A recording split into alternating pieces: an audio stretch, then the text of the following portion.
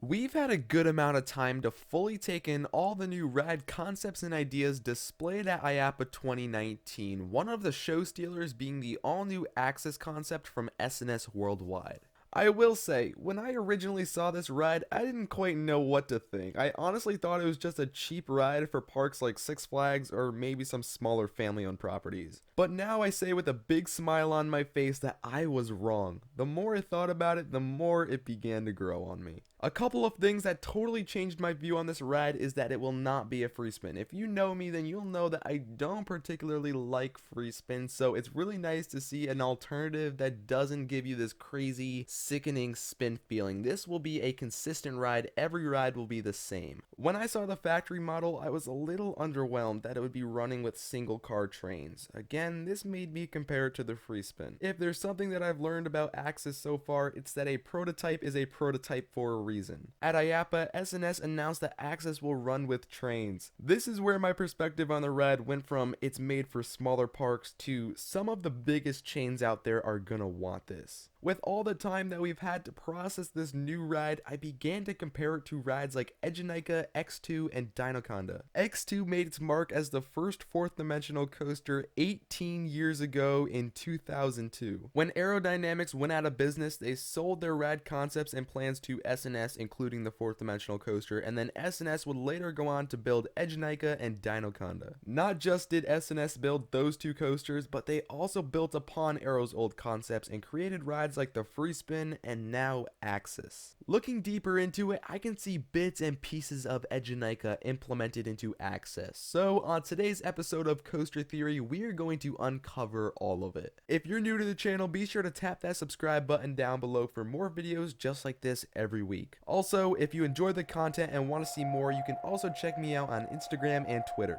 Links in the description down below.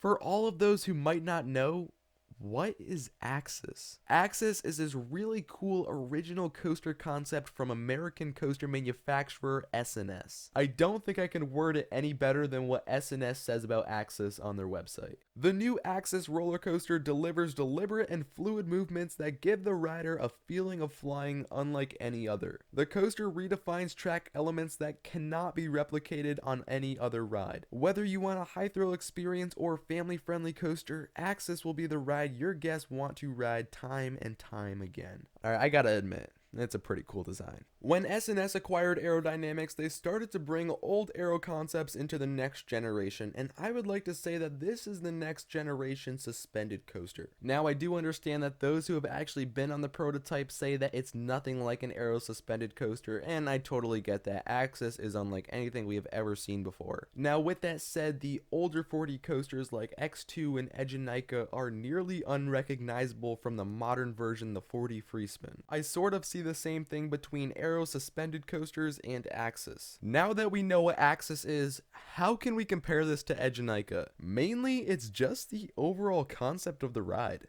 Both Eejanaika and Axis are mental, and I mean that in a good way. Both give something so different from what's already out there. If you look at the elements for both of these coasters, there is no way a normal train would be able to ride on the same tracks. I guess what I'm trying to say is when S&S is confident enough to build a hyper Axis, which I assume they will do at some point, just like how tall Eejanaika is, we are going to see a ride experience so out of this world that the closest ride we can compare it to is Eejanaika. Even comparing Eejanaika to Axis, these rides are going to be so much different, but that is where I think Axis shines, because there is a slim chance that Axis can be better than Eejanaika. What I believe to be the signature element of this ride is this really strange zero-G roll. I'm gonna guess that this will be the vertical loop to B&M coasters. Nearly every model will have something like this. Maybe not this exact element, but something where the train can flip into a different position while maintaining a lot of its speed. Anyway, I think that Axis is the next Eejanaika because it modernizes the elements with an original ride concept that will carry the same intensity and insanity as the fourth dimensional model. Now, the dying question.